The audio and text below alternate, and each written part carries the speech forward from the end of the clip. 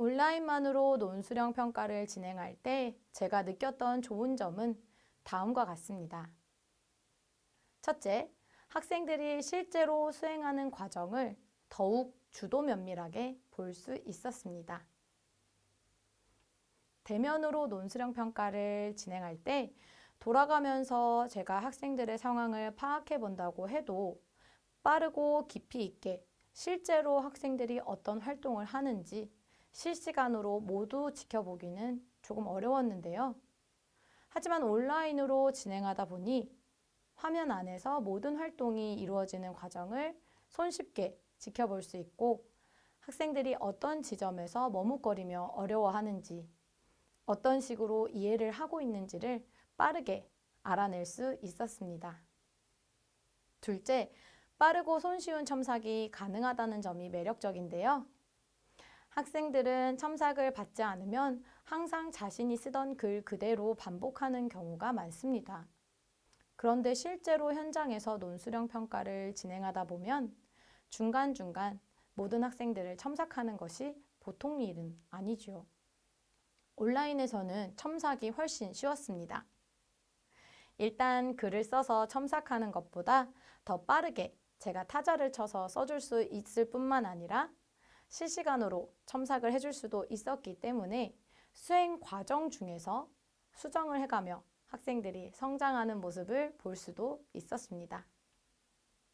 셋째, 논술형 평가의 마지막 고쳐쓰기 또한 손쉽게 진행할 수 있었습니다.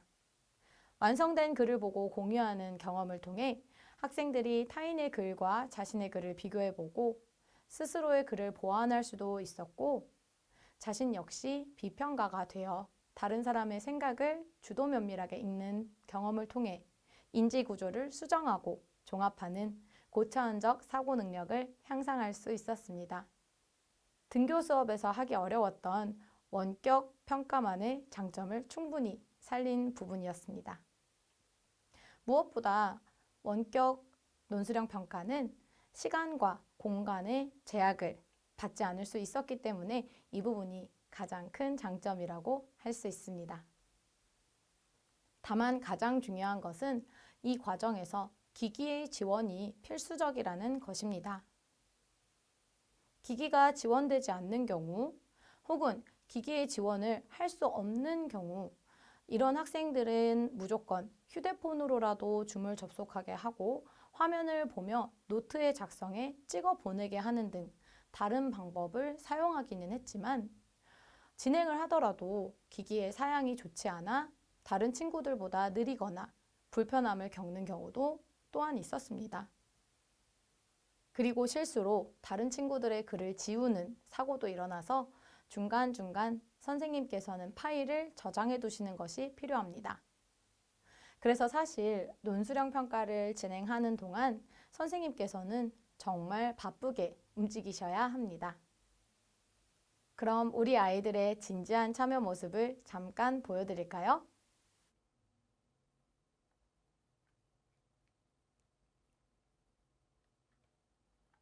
이 방법은 저의 첫 번째 시도였습니다. 기기 문제나 평가 설계 문제에서 보완할 부분이 아직도 많지만 저는 이 첫 시도가 앞으로 우리가 나아가야 할 평가의 방향이자 새로운 대안이 될 수 있을 것이라고 생각합니다. 변화에 쉽게 적응하긴 어렵지만 변화를 천천히 받아들이다 보면 새로운 방법에서 또 다른 장점을 발견하는 재미가 있습니다. 많은 선생님들께서도 실패를 두려워하지 마시고 함께 시도해 보시면 좋을 것이라 생각됩니다. 감사합니다.